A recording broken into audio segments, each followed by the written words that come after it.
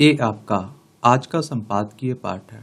और देखिए, संपादकीय पाठ आपको प्रीलिम्स में, मुख्य परीक्षा में, इंटरव्यू में हर जगह मदद पहुंचाता है। यहाँ से एक सामान्य जानकारी भी आप लोगों को मिल जाती है। संसद के ना चलने का खतरा। और अभी देख रहे हैं कि आप लोग 18वीं लोकसभा के चुनाव हो गए, रिजल्ट आ चुके हैं और किसी भी पार्टी को बहुमत अपनी दम पर नहीं मिला है। लेकिन भारतीय जनता पार्टी का जो गठबंधन था, जिसे एनडीए कहते हैं, उसे बहुमत मिला है।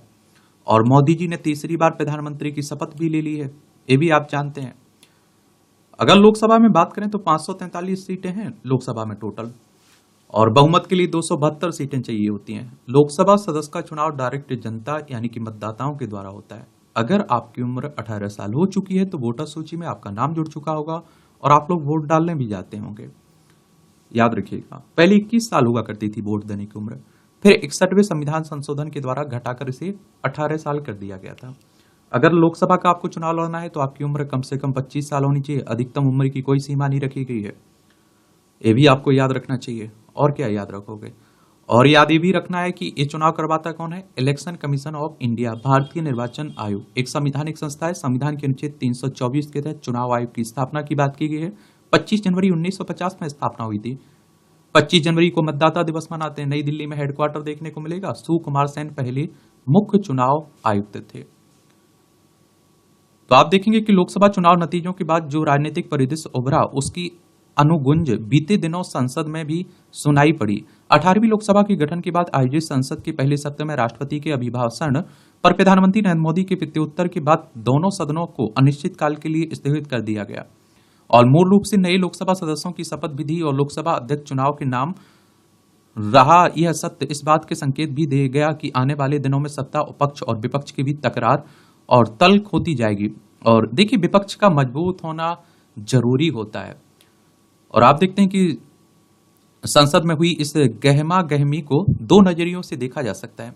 एक इसका सकारात्मक पक्ष भी है, और आप देखिए वह यह है कि हालिया चुनाव के बाद विपक्षी दलों, विशेषकर मुख्य विपक्षी दल कांग्रेस का संख्या बल बढ़ा है और इससे संसद में विपक्ष की आवाज मुखर हुई है, जो लोकतांत्रिक परंपराओं के लिए एक सकारात्मक संकेत कहा जा सकता है। पिछली दो लोकसभा में विपक्ष की स्थिति बहुत लचर थी और मुख्य विपक्षी दल को नेता प्रतिपक्ष का पद हासिल करने की अर्हता जितनी सीटें भी नहीं मिली। इस दौरान विपक्ष हाशिए पर रहा और सरकार का पूरा दबदबा रहा। संसद के बीते सत्र में तकरार के नकारात्मक पहलू अधिक हैं और इससे आप देखिए संसदीय लोकतंत्र पर आशंकाओं के बादल मंडराते दिख रहे हैं। और इस तकरार के पीछे एक प्रमुख वजह यह भी है कि सत्ता पक्ष और विपक्ष दोनों ने हाल के संसदीय जनादेश के वास्तविक मर्म को नहीं समझा। जहां भाजपा अपनी सीटें घटने एवं पूर्ण बहुमत न मिलने के बावजूद गठबंधन सरकार को अपनी पारंपरिक आक्रामकता शैली में चलाने के संकेत दे रही है, वहीं विपक्ष को लगता है कि यदि उसने सरकार के साथ थोड़ी भी सहजता दिखाई तो चुनाव में उसे जो संजीवनी मिली है उसका असर धीरे धीरे जाता रहेगा। एक और भाजपा को यह लगता है कि उसकी अपेक्षा से कम सीटों के पीछे कुछ स्थानीय पहलू प्रभावी रहे हैं और वह फिर से राष्ट्रीय विमर्श खड़ा करके अपनी राजनीतिक ताकत वापस हासिल कर लेगी। दूसरी ओर कांग्रेस के नेतृत्व में विपक्षी दलों को लगता है कि उन्होंने सरकार का एक स्तंभ हिला दिया और अगली बार थोड़ा अधिक जोर लगाकर वह उसे गिराकर सत्ता में वापसी भी कर लेंगे। जनादेश का यह सुविधाजनक निहितार्थ दोनों पक्षों के बीच तकरार की वजह बनकर संसदीय गतिरोध को बढ़ा रहा है और इसलिए आने वाले दिनों में संसद में सत्ता पक्ष और विपक्ष में तकरार बढ़ती दिखे तो उस पर आप देखते हैं कोई हैरानी नहीं होनी चाहिए। एक तकरार अगर बहस के रूप में रहे तो अच्छी बात रहती है। कोई भी बिल आ रहा है तो उस पर बहस हो, कोई मुद्दा जो स्टूडेंटों के देखिए पेपर लीक का मुद्दा हो, इस पर बहस होनी चाहिए, गरीबी पर बहस होनी चाहिए, किसानों की स्थिति पर बहस होना चाहिए, नौकरी पर, बेरोजगारी पर बहस होनी चाहिए, तो अच्छा रहेगा। चूंकि केंद्र में अभी एक गठबंधन सरकार सत्ता में है, अतः सहयोगी दलों को साथ कर रखना उसके लिए बहुत आवश्यक है। गठबंधन सरकार के दौर में सहयोगी दलों के साथ साथ विपक्षी दलों के साथ समन्वय बनाना भी आवश्यक हो जाता है, क्योंकि कई मामलों पर सहमति बनानी पड़ती है। हालांकि दोनों पक्षों को देखकर लगता नहीं कि संसद में किसी प्रकार का राजनीतिक सौहार्द बनता दिखाई देगा और किसी भी लोकतंत्र को उस अवस्था में आदर्श कहा जा सकता है जब सत्ता पक्ष और विपक्ष राष्ट्र को आगे ले जाने के लिए किसी साझा दृष्टिकोण पर सहमत हो। संभव है कि राजनीतिक मुद्दों पर सहमति न बन पाए, लेकिन राष्ट्रीय महत्व के मुद्दे ऐसे होते हैं जिन्हें राजनीति से परे रखा जाना चाहिए। सुरक्षा बलों का विषय भी ऐसा ही एक क्षेत्र है, लेकिन पिछले कुछ समय से विशेष रूप से सेना में अग्निपथ योजना और किसी अग्निवीर के बलिदान होने की स्थिति में मुआवजे को लेकर आप देखेंगे कि मुआवजे को लेकर सत्ता पक्ष विपक्ष में आरोप प्रत्यारोप जारी है।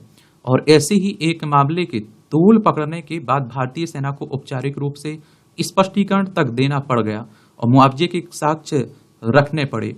और इस पर भी आप देखते हैं यह मामला रफा दफा होता नहीं दिख रहा। राजनीति में विचारों की लड़ाई सामान्य मुद्दा है, लेकिन फिलहाल सत्ता पक्ष और विपक्ष एक दूसरे को राजनीतिक विरोधी न मानकर शत्रु मानकर बैठे हैं और इसी कवायद में वे एक दूसरे को नीचा दिखाने के लिए किसी भी हद तक जाने से गुरेज नहीं कर रहे हैं। जो विपक्षी सांसद संसद परिषद में संविधान की पितियां लहराने में लगे हुए हैं, क्या उन्होंने उसमें उल्लिखित मूल्यों को भी आत्मसात करने का कोई प्रयास किया?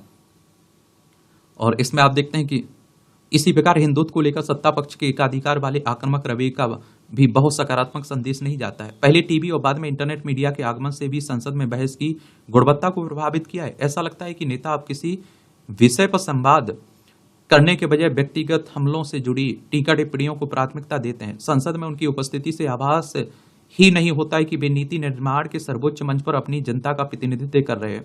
इसके बजाय उनके आचरण से यही अनुभूति होती है कि संसद में भी उनकी चुनावी मोड ऑन और वे अपने मतदाताओं को संबोधित कर रहे हैं। सदन में आसन के निकट आकर हंगामा करना और तल्कियां लहराना ही मानो विपक्षी सांसदों का प्रिय ये आप देखते हैं सगल बन गया है। और सत्ता पक्ष के सांसद भी कम नहीं है, उनका ध्यान भी ऐसी राजनीतिक बयानबाजी में रहता है जो इंटरनेट मीडिया पर वायरल हो सके। निजी और दलगत आस्था से जुड़े सांसदों के इस आचरण से व्यापक हितों की बलि चढ़ रही है। और अच्छी बात है कि अस्थिर वैश्विक परिस्थितियों के बीच भारत की स्थिति अपेक्षाकृत स्थिर एवं सुदृढ़ बनी हुई है, लेकिन इसके बावजूद देश के समक्ष कायम चुनौतियों को अनदेखा नहीं किया जा सकता है। देश में जाति, मजहब, क्षेत्र और समाज जैसे तमाम विभाजक रेखाओं के अलावा रोजगार, महंगाई जैसी तमाम शाश्वत समस्याएं भी हैं। इन सभी का समय रहते उपाय तलाशना बेहद जरूरी है। चूंकि संसद भारतीय आप देखिए नागरिकों के कल्याण के लिए नीति निर्माण की सबसे बड़ी इकाई है, इसलिए इस मोर्चे पर उसका दायित्व और बढ़ जाता है। लेकिन मौजूदा परिस्थिति में जिस प्रकार की स्थितियां आकार लेती दिख रही हैं, उससे बहुत उम्मीद नहीं जगती है। लेखक राजनीतिक विश्लेषक सेंटर फॉर पॉलिसी रिसर्च में फेलो हैं, इनका नाम है राहुल वर्मा, इनके द्वारा यह आर्टिकल लिखा गया है। और देखिए कांग्रेस की बात करें तो पुराना राजनीतिक दल है। 28 दिसंबर 1885 में इसकी स्थापना हुई थी और A.O. ह्यूम इसके संस्थापक थे। W.C. बनर्जी, व्योमेश चंद्र बनर्जी इसके अध्यक्ष थे पहले। और बीजेपी की बात करें तो 1980 में इसकी स्थापना हुई थी। अटल बिहारी वाजपेयी इसके पहले अध्यक्ष थे। अपेक्षाओं के अनुरूप आपराधिक कानून, तो भारतीय आपराधिक न्याय प्रणाली अब एक नए युग में प्रवेश कर गए और इस प्रणाली के सभी तंत्रों जैसे कोर्ट, पुलिस, विधि विज्ञान प्रयोगशाला, कारागार और अभियोजन आदि का डिजिटलीकरण हो चुका है। इसने एक बेहद एकीकृत प्लेटफॉर्म से सूचनाओं के त्वरित आदान प्रदान के लिए भी जोड़ा जा रहा है। इसके साथ ही ब्रिटिशकालीन आपराधिक कानून IPC, CRPC एवं भारतीय साक्ष्य अधिनियम में व्यापक परिवर्तन कर उन्हें वर्तमान की अपेक्षाओं के अनुरूप बनाया गया है। ये तीनों कानून यानी भारतीय न्याय संहिता, भारतीय नागरिक सुरक्षा संहिता और भारतीय साक्ष्य अधिनियम लागू होने के बाद न्याय प्रणाली की लेट लथीपी पर कटाक्ष के रूप में बोला गया जुमला तारीख पे तारीख आने वाले समय में इतिहास के पन्नों में सिमट जाएगा। और भारतीय नागरिक सुरक्षा संहिता में ट्रायल के दौरान होने वाले विलंब को समाप्त करने का प्रावधान किया गया। पुलिस द्वारा 60 एवं 90 दिनों में न्यायालय में आरोप पत्र प्रेषित करने के उपरांत विभिन्न न्यायिक प्रक्रिया प्रारंभ हो जाती है। सबसे पहले न्यायाधीश द्वारा आरोप पत्र पर अपराध का संज्ञान लिया जाता है। संबंधित मजिस्ट्रेट द्वारा संज्ञान लेने के 90 दिनों जो 180 दिनों तक बढ़ाया जा सकता है के अंदर सेशन कोर्ट को सुपुर्द कर दिया जाएगा। यह समयबद्धता पूर्व में नहीं थी। सुपुर्द करने के पूर्व अभियुक्त के कोटे में प्रस्तुत होने के 14 दिनों के भीतर पुलिस रिपोर्ट या फिर अन्य दस्तावेजों की प्रतिलिपि दी जाएगी। और आप देखिए पूर्व में यह समयबद्धता नहीं थी। ये प्रतिलिपियां अभियुक्त को इलेक्ट्रॉनिक रूप में दी जा सकती हैं, जिसका पहले प्रावधान नहीं था। कोर्ट में ट्रायल प्रक्रिया आरोप तय करने से शुरू होती है। अब अभियुक्त के विरुद्ध आरोप पर सुनवाई की पहली तारीख से 60 दिनों के भीतर आरोप तय किया जाएगा। ऐसी समय सीमा पहले नहीं थी। पहले कोर्ट में आरोप तय करने के समय अभियुक्त की उपस्थिति अनिवार्य थी, परंतु अब आप देखिए इलेक्ट्रॉनिक साधनों से अभियुक्त को आरोप पढ़कर सुनाया जा सकता है। इससे अभियुक्त को न्यायालय विभिन्न जनपदों से न्यायालय लाने या उपस्थित करने की परेशानी समाप्त हो गई है। सातिर अपराधी तिकड़म भिड़ाकर आरोप तय होने की कार्यवाही को पूर्ण नहीं होने देते हैं, क्योंकि आरोप तय होने पर ट्रायल की प्रक्रिया शुरू हो जाती थी। अपराधी आरोप तय होने की तिथि पर कोर्ट में नहीं उपस्थित होने के लिए अन्य मामलों में तिथि निश्चित कराकर दूसरे जनपदों में चले जाते थे। इससे लंबे समय तक आरोप तय नहीं हो पाता था। अब जहां ट्रायल शुरू नहीं होने देने के प्रयास का कुठाराघात हुआ है, वहीं त्वरित ट्रायल एवं प्रभावी अभियोजन की परिकल्पना साकार हुई है। और आप देखेंगे कि आरोप तय होने से लेकर ट्रायल समाप्त होने तक वादी एवं साक्षियों का परीक्षण, क्रॉस एग्जामिनेशन और री एग्जामिनेशन, अभियुक्त के बयान आदि की प्रक्रिया को सरल, त्वरित एवं प्रभावी बनाने के लिए इन सभी कार्यों को ऑडियो वीडियो के माध्यम से कराने का प्रावधान भारतीय नागरिक सुरक्षा संहिता में किया गया। और इसमें न्यायालय में व्यक्ति इलेक्ट्रॉनिक माध्यम से भी उपस्थित हो सकता है। इलेक्ट्रॉनिक या डिजिटल रिकॉर्ड एवं वीडियो रिकॉर्डिंग को भी भारतीय साक्ष्य अधिनियम में प्राथमिक साक्ष्य माना गया है। नए कानून में इस इलेक्ट्रॉनिक रिकॉर्ड की ग्राह्यता और विधि मान्यता का प्रावधान किया गया है। और न्यायिक प्रक्रियाओं को त्वरित बनाने के लिए समय या फिर वारंट को आप देखते हैं कि इलेक्ट्रॉनिक माध्यम से भेजे जाने का भी नागरिक सुरक्षा संहिता में प्रावधान किया गया है, जिससे कोर्ट द्वारा आदेश जारी होने की संबंधित थाने में तत्काल पहुंच जाए और बिना विलंब के समय समन एवं वारंट तामील हो जाए। सातिर अपराधी फरार होकर भी न्यायिक प्रक्रिया को विलंबित करने में भरपूर जोर लगाते हैं। ऐसे में अपराधियों की अनुपस्थिति में भी ट्रायल आरोप तय होने के 90 दिन के बाद शुरू करने एवं उस पर निर्णय देने का प्रावधान नए कानून में जोड़ा गया है। और इससे फरार अभियुक्त वाले मामलों में भी समयबद्धता के साथ निस्तारण में मदद मिलेगी। ऐसे भगोड़े अभियुक्तों के लिए संयुक्त रूप से ट्रायल किया जाएगा। सरकारी सेवकों की अभियोजन स्वीकृति के मामले में भी अधिकतम 120 दिन की समय सीमा निर्धारित की गई, अन्यथा यह मान लिया जाएगा कि अभियोजन स्वीकृति प्राप्त हो गई। ट्रायल के त्वरित निस्तारण के लिए न्याय श्रुति नामक वीडियो कॉन्फ्रेंस ग्रिड विकसित किया गया, जिन पर कोर्ट, कारागार, अभियोजन, पुलिस आदि संवाद कर सकते हैं। तलाशी, जब्ती, सर्च एवं सीजर एवं घटनास्थल की वीडियोग्राफी के लिए ई साक्ष्य मोबाइल ऐप विकसित किया गया है, और जिससे आप देखते हैं कि साक्ष्य को शीघ्र साबित कराया जा सकता है। एक स्तरीय अभियोजन की व्यवस्था भी सुनिश्चित की गई है, और जिससे मामलों का त्वरित निपटान एवं निगरानी हो सके। कोर्ट द्वारा ट्रायल के दौरान समस्त कार्रवाइयों एवं जिस राय पूर्ण होने पर 30 दिन के अंदर एवं अधिकतम 45 दिन के अंदर निर्णय दिए जाने का प्रावधान भारतीय नागरिक सुरक्षा संहिता में किया गया है। निर्णय की तिथि को 7 दिनों के अंदर पोर्टल पर अपलोड किया जाएगा। निर्णय देने में भी समयबद्धता का प्रावधान किया गया है। आशा है कि विभिन्न न्यायिक प्रक्रियाओं के अनुपालन में ये तीनों नए कानून आपराधिक न्याय प्रणाली को जनता एवं नए युग की अपेक्षाओं के अनुरूप त्वरित, सरल, विश्वसनीय एवं प्रभावी बनाने में सफल होंगे। लेखक उत्तर प्रदेश आर्थिक अपराध अनुसंधान संगठन के विशेष अपराध अनुसंधान दल में अपर पुलिस महानिदेशक हैं। इसमें इनके द्वारा यह आर्टिकल लिखा गया है। इनका नाम है आशुतोष पांडे। एक काम आप लोगों को और करना है। क्या करना है आप लोगों को कि इन तीनों कानूनों के जो नए आपराधिक न्याय कानून है ना, उनके बारे में एक सामान्य जानकारी आप लोग जरूर रखिएगा। ठीक है, इन पर क्या आप सोचते हैं, अपनी सोच आप लोग जरूर बताइए। ऊर्जा, दृष्टिकोण, तो आप देखिए जैसे जैसे मनुष्य का सोच विकसित हुआ, वैसे वैसे उनकी दृष्टि से व्यापक स्वप्न देखे, उन्हें साकार भी किया। यह मनुष्य की अद्भुत क्षमताओं को दर्शाता है, किंतु ऐसा कुछ ही मनुष्य कर पाते हैं। तो क्या इसके पीछे भाग्य की बड़ी भूमिका है? क्या इसको लेकर उनकी नीति पहले से ही तय होती है, या फिर आप देखिए उनके अंदर कोई विशिष्ट गुण होता है? और मनुष्य का दृष्टिकोण उन्हें विशिष्ट बनाता है। परिस्थितियों को देखने की उनकी सकारात्मकता या नकारात्मक दृष्टि बड़ा अंतर पैदा करती है। अगर किसी सामान्य मनुष्य के जीवन में भगवान श्री राम सी परिस्थिति उत्पन्न हो जाए, तो अधिकतम व्यक्ति अपने धैर्य खो देंगे और जीवन को लेकर विश्वास खो देंगे और फिर निराशा से घिर जाएंगे। वह भगवान श्री राम का कठिन परिस्थितियों को लेकर सकारात्मक दृष्टिकोण ही रहा, और जिसने सामान्य मनुष्य की क्षमताओं के साथ बिना किसी चमत्कार के उनकी जीत सुनिश्चित की है। विशिष्ट व्यक्ति भी किसी परिस्थिति में हारा हुआ महसूस करते हैं, लेकिन वे अपने दृष्टिकोण और विश्वास से हार को भी अपनी जीत में बदल लेते हैं। महात्मा गांधी ने कहा था कि आपके विश्वास आपके विचार बनते हैं, और आपके विचार आपके शब्द बनते हैं, आपके शब्द आपके कर्म बनते हैं, और आपके कर्म आपकी आदतें बनती हैं, और आपकी आदतें आपके मूल बनते हैं, आपके मूल आपकी नीति बनते हैं। और इस प्रकार जीवन या प्रकृति आपके समक्ष जो भी परिस्थिति लाती है, आप उसका किस दृष्टिकोण, विश्वास के साथ सामना करते हैं, सब कुछ इसी पर निर्भर करता है। सकारात्मक परिस्थितियों के बावजूद आपका नकारात्मक रवैया आपको निराश करने वाला परिणाम देगा, जबकि नकारात्मक परिस्थितियों के बावजूद आपका सकारात्मक रवैया आपकी हार को भी जीत में बदल देगा। अच्छा, इंटरेस्टिंग कॉलम लिखा जाता है, दिलचस्प कॉलम। झूठ का पर्दाफाश।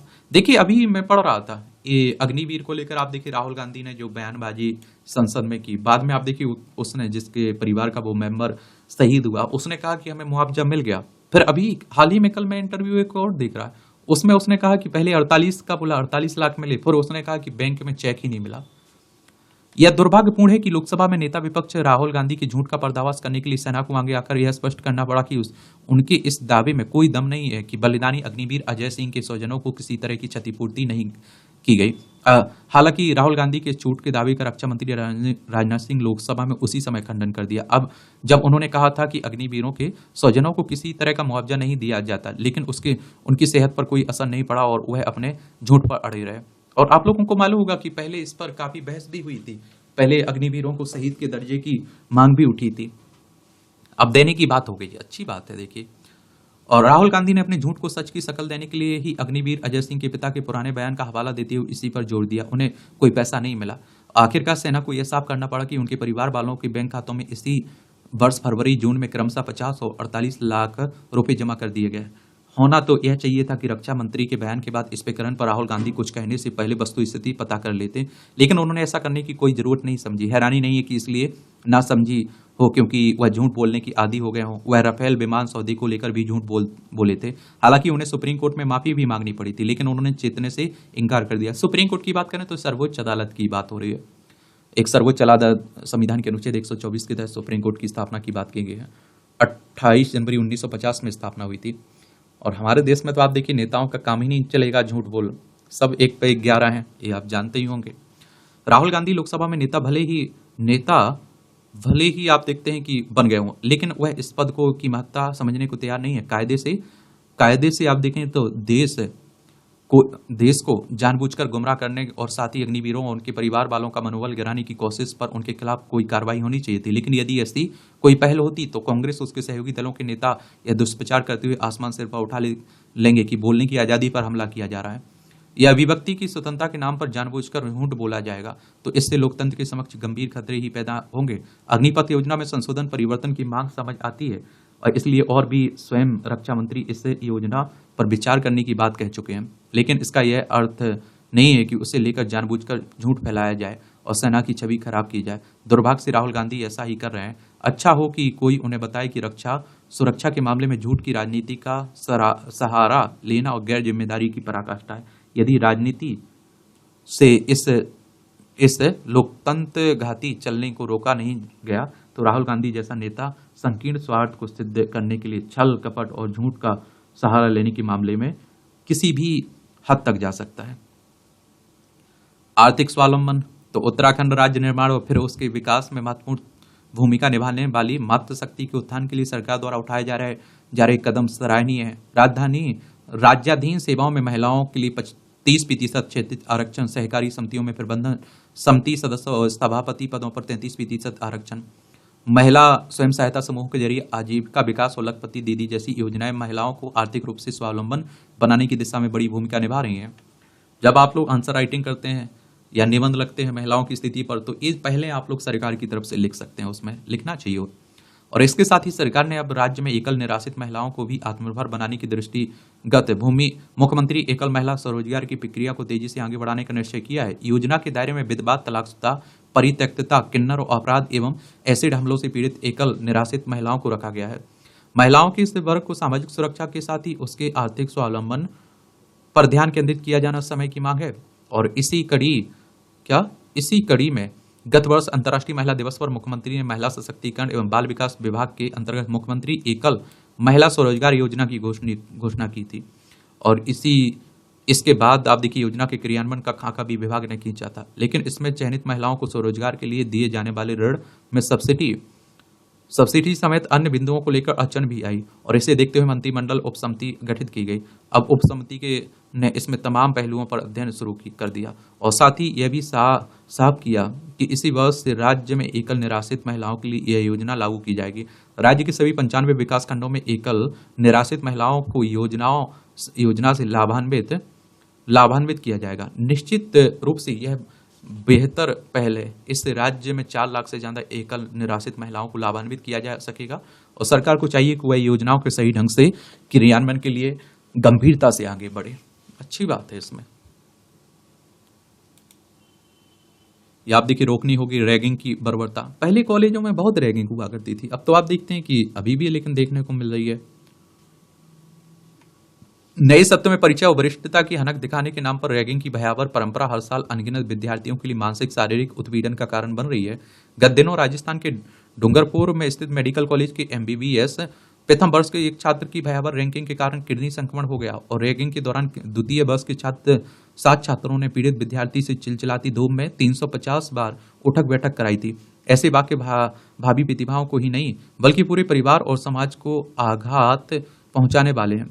और जाने यह कैसा दुर्भाग्यपूर्ण सालाना रिवाज है कि देश के हर हिस्से में स्कूल कॉलेज आए नए बच्चे भय और चिंता झेलने को विवश रहते हैं, जबकि ऐसे किसी दस्तूर की जरूरत ही क्या है।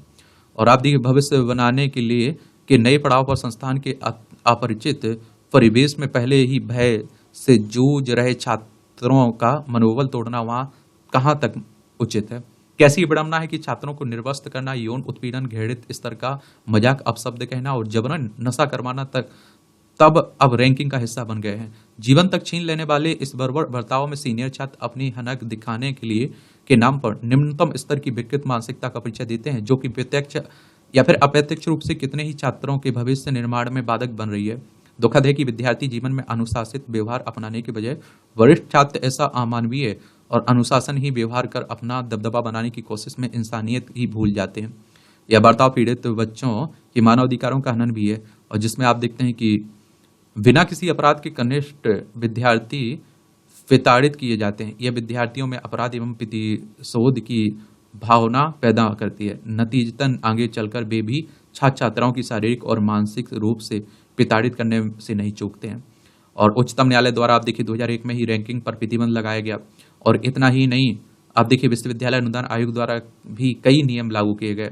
यूजीसी ने कॉलेजों में रैगिंग रोकने के लिए विश्वविद्यालयों के कुलपतियों को लिखे पत्र में कहा था कि प्रोस्पेक्टस में रैगिंग रोकने के नियमों उससे जुड़े कानूनों को भी प्रकाशित करवाए। इतना ही नहीं, कुछ साल पहले आप देखिए केंद्रीय माध्यमिक शिक्षा बोर्ड ने भी स्कूल में रैगिंग के बढ़ते मामलों और खतरों को देखते हुए विशेष दिशा निर्देश जारी किए, और बावजूद इसकी ऐसी बर्बर घटनाओं का होना जरूर जारी है। ऐसे में इन मामलों में लिप्त विद्यार्थियों को कड़ी से कड़ी सजा दी जाए और दी जानी आवश्यक भी है। और इस तरह की घटनाएं आगे ना हो, इस ध्यान देना भी जरूरी है। या आप देखिए टिप्पणियां रहती हैं, देख लिया करिएगा। इसकी पीडीएफ आपको एजुकेशन सर्कल प्लेटफॉर्म है ना, वहां डाल दी जाती है, तो जाकर आप लोग डाउनलोड भी कर सकते हैं। एक कम समय में अधिक वर्षा का बढ़ता पैटर्न। अब आप मानसून देख रहे हैं, मानसून आ चुका है, तो इस तरह की बातें होंगी ही। लंबे समय से गर्मी से त्रस्त जनता को मानसून के आने से राहत मिली है, परंतु वर्षा संबंधी आंकड़ों को देखने से पता चलता है कि देश के अधिकांश क्षेत्रों में पूरे साल की बारिश एक सप्ताह कुछ घंटों में हो जा रही है। ऐसे में सवाल यह है कि आखिर बारिश का पैटर्न बदलने का कारण क्या है? क्या यह मानव निर्मित है और उसके द्वारा इसे ठीक किया जा सकता है, या फिर मानवीय नियंत्रण से बाहर पूर्णतः प्राकृतिक प्रक्रिया है? और आप देखते हैं कि अतिवृष्टि से सबसे ज्यादा सामान्य जन ही प्रभावित होते हैं, लेकिन वे अल नीनो प्रभाव, western disturbance, cyclonic circulation, monsoon trough, orographic lifting जैसे तमाम तकनीकी कारकों को नहीं जानते हैं और न ही उसकी तरह में जाना चाहते हैं। जागरूकता के अभाव में उनके लिए यह बस मौसम की मर्जी है। और अनियमित मानसून पैटर्न, जलवायु विज्ञानियों का दावा है कि आगे से वर्षा ऋतु में भारी वर्षा वाले दिन ज्यादा होंगे और इसका दौर साल दर साल बढ़ता जाएगा। ऐसे में इस अचानक और भारी वर्षा के पीछे क्या कारक हैं, उसके संभावित निवारण तथ्य क्या हो सकते हैं और उससे उपजने वाली समस्याओं के खिलाफ भविष्य में क्या तैयारियां अपेक्षित है, जानना जरूरी होगा। सरकार तथा आमजन दोनों को अपने कार्य व्यवहार के लिए उसके अनुरूप छोटे तथा दीर्घकालिक वाले लक्ष्य तय करने होंगे। क्लाइमेट चेंज पर अंतर सरकारी पैनल की रिपोर्ट कहती है कि 1950 के बाद से संसार भर में भारी वर्षा की घटनाएं बढ़ी हैं। एक अध्ययन बताता है कि दक्षिण पश्चिम मानसून के दौरान पिछले 10 वर्षों में देश के 55% हिस्से में बारिश में वृद्धि दर्ज की गई, जबकि 11% क्षेत्र में बारिश में कमी आई है।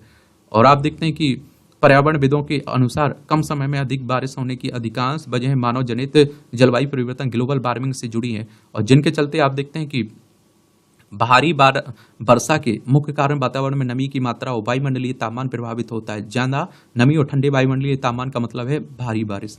और नासा ने 2 वर्ष पहले कहा था कि धरती के तापमान तापमान में हर 1 डिग्री की बढ़त वायुमंडल में जल वाष्प की मात्रा लगभग 7% बढ़ाता है और इससे थोड़े समय में भारी बारिश की आशंका बढ़ती है। पृथ्वी विज्ञान मंत्रालय के अनुसार वर्ष 1901 से 2018 के दौरान आप देखेंगे देश में सतह की हवा का तापमान 0.7 डिग्री सेल्सियस बढ़ा है, जिसके चलते वायुमंडलीय नमी में भी वृद्धि हुई। वर्ष 1951 से 2015 के दौरान हिंद महासागर में समुद्री सतह का तापमान 1 डिग्री सेल्सियस तक बढ़ा है। बीते वर्षों से समुद्री सतह के तापमान में तेज बढ़त जारी है। पहले मानसून के दौरान इसका तापमान गिरता था, लेकिन अब नहीं।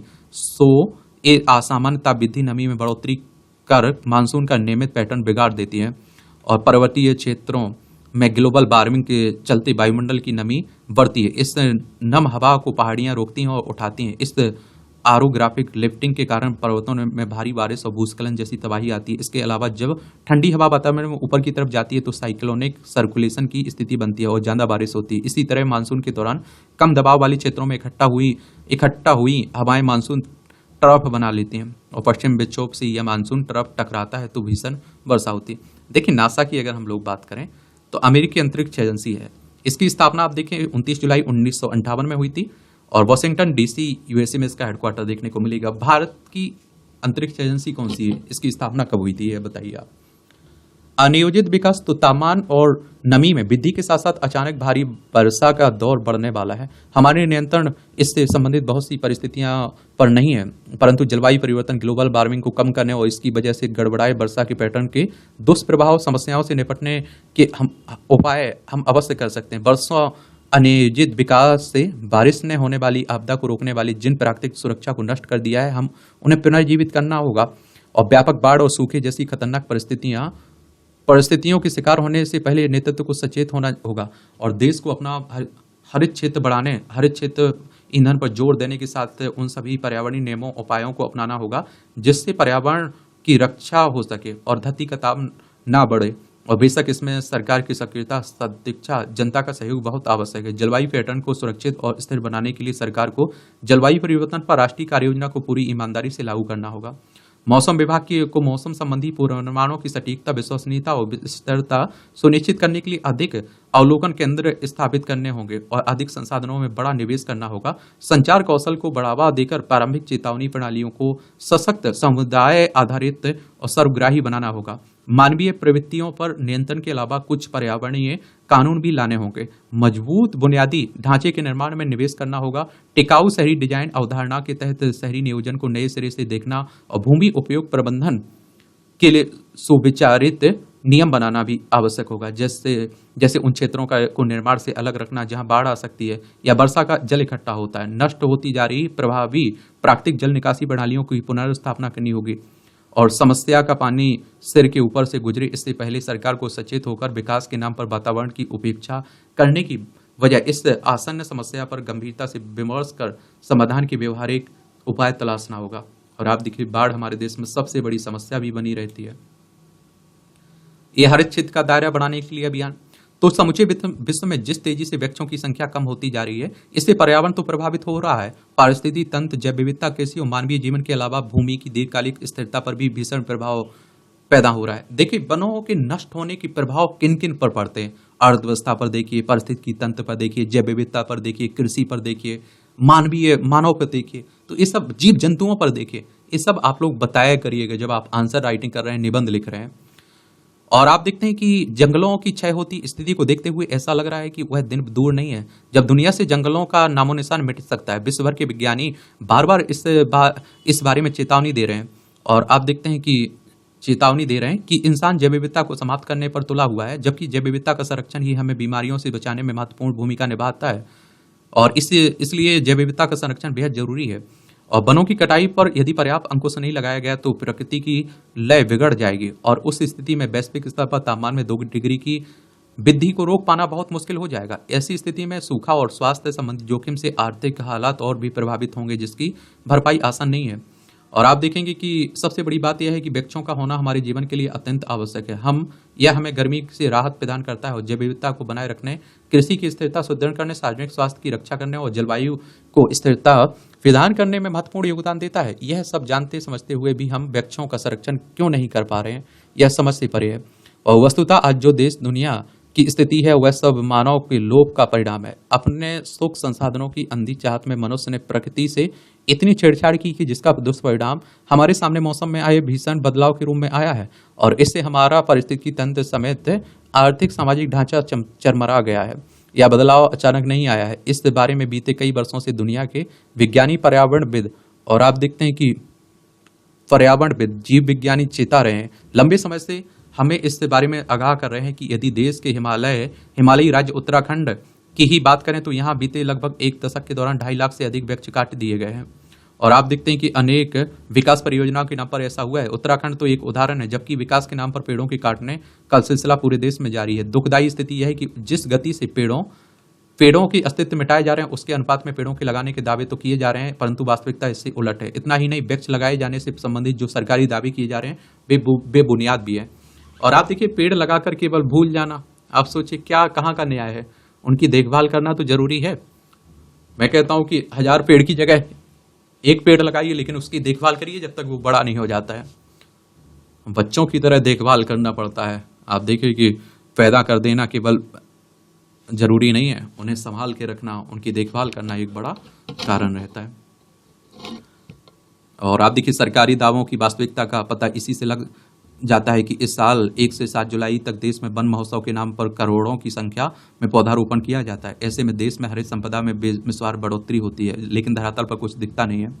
और वास्तविकता यह है कि पौधारोपण का कोटा अधिकारी से लेकर साधारण कर्मचारी, पंचायत सचिव, ग्राम विकास अधिकारी और शिक्षक, यहाँ तक कि स्कूल के लिए भी निर्धारित कर दिया जाता है और उन्हें उसी अनुपात में पौधे लगाने के लिए दे दिए जाते हैं, जबकि पौधे दिए जाने के स्तर से ही उसमें कटौती की जाती है। फिर जो बची कुची संख्या में मिले पौधे कितने लगाने लायक होंगे, वह किस सीमा पर तक रोपित किए जाएंगे, यह बड़ा सवाल है।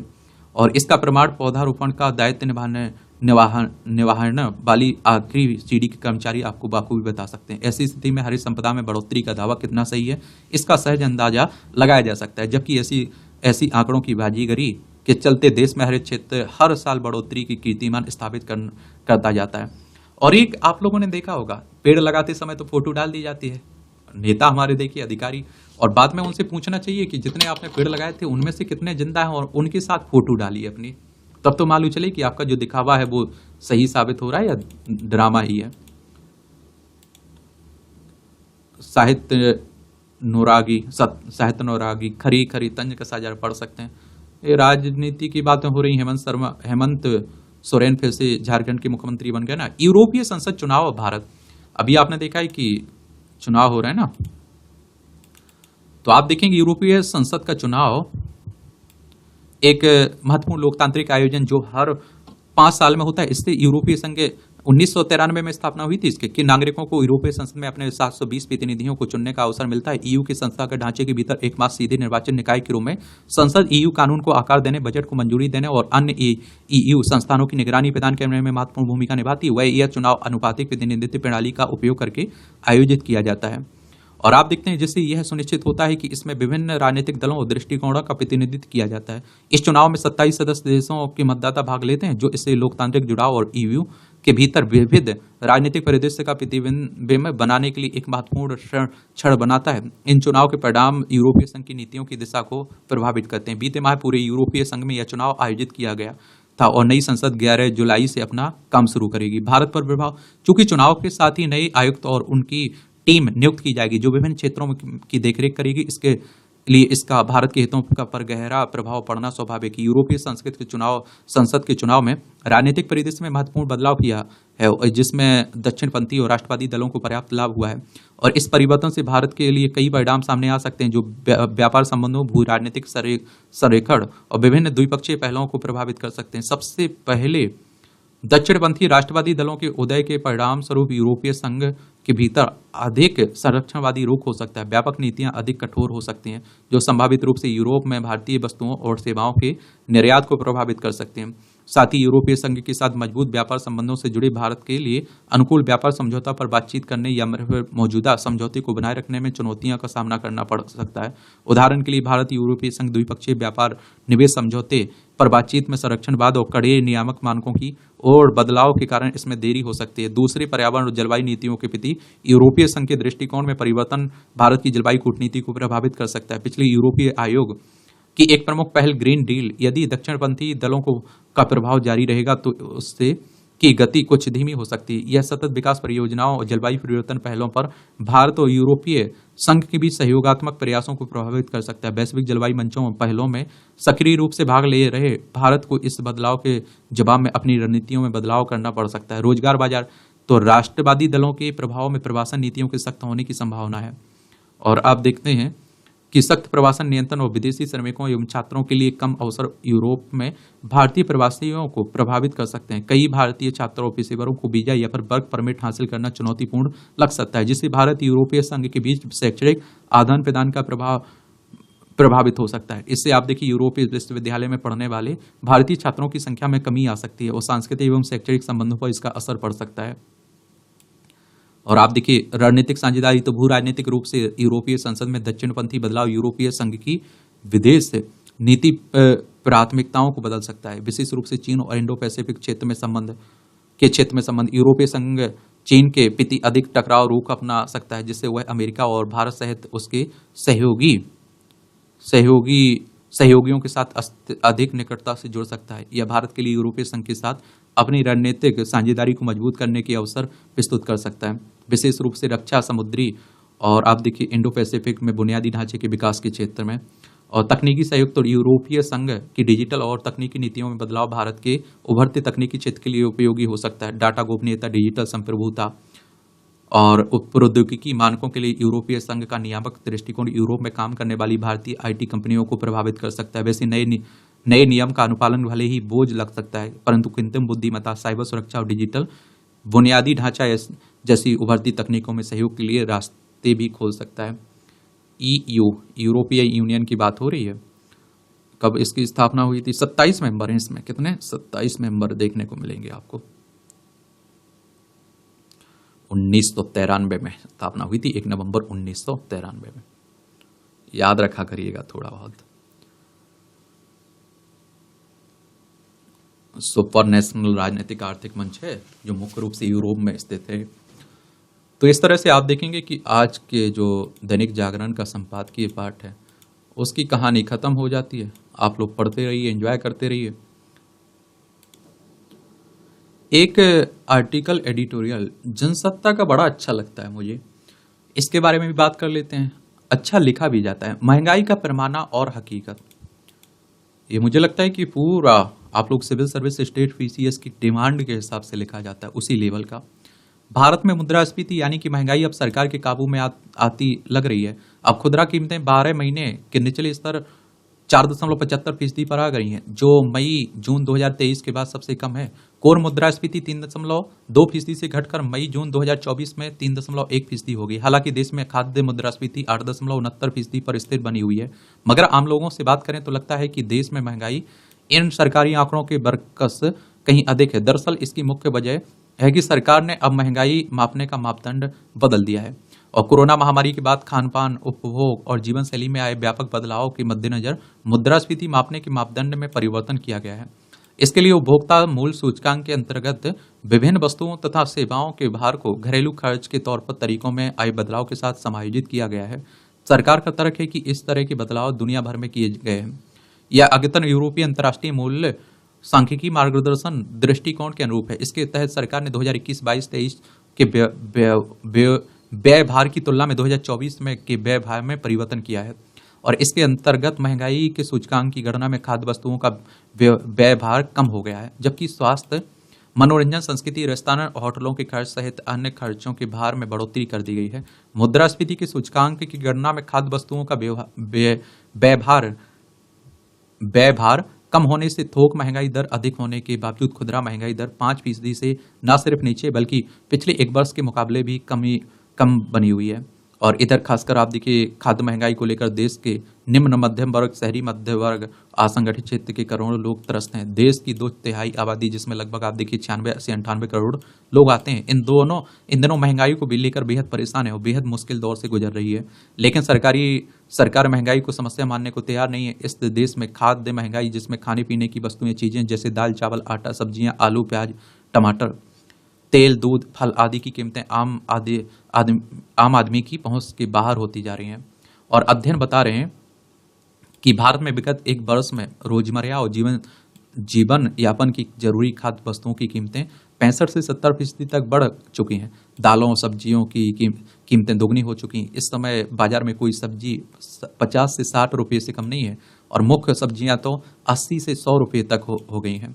मगर सरकार का दावा है कि थोक और खुदरा दोनों मुद्रास्फीति दर नियंत्रण में है। सरकार के मुताबिक महंगाई की मुख्य वजह गर्मी जो मानसून के आते आते खत्म हो जाएगी, मगर हकीकत यह है कि खाद्य महंगाई के लिए सरकार की गलत नीतियां जिम्मेदार हैं। वर्तमान खाद्य महंगाई के पीछे कृषि क्षेत्र के प्रति सरकार की अनदेखी, घोर अपेक्षा और गहरी अज्ञानता है।